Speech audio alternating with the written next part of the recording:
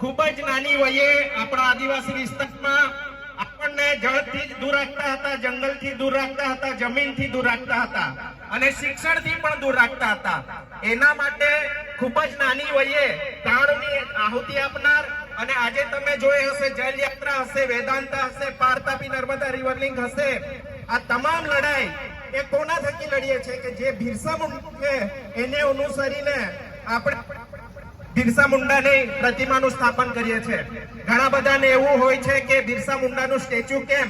જે રીતે આપણો દેશ આઝાદ થયો અને આઝાદીમાં રાષ્ટ્રપિતા મહાત્મા ગાંધીજીએ જે બલિદાન આપ્યું હતું એને યાદ કરીને આપણે ગાંધીજીની પ્રતિમા મૂકીએ છીએ. એવી રીતે આપણા સમાજને પણ આગળ લાવવા માટે આ બિરસા મુંડાએ આપણને રસ્તો બતાવ્યો છે. એના માટે આપણે બિરસા મુંડાનું સ્ટેચ્યુ મૂક્યો છે. આપણે પણ છે બધા નાચવા માટે આતુરતાથી રાહ જોઈ છે. ફરીથી આપ સર્વને સ્વ આદિવાસી દિવસની હાર્દિક શુભકામના. ખૂબ ખૂબ આભાર.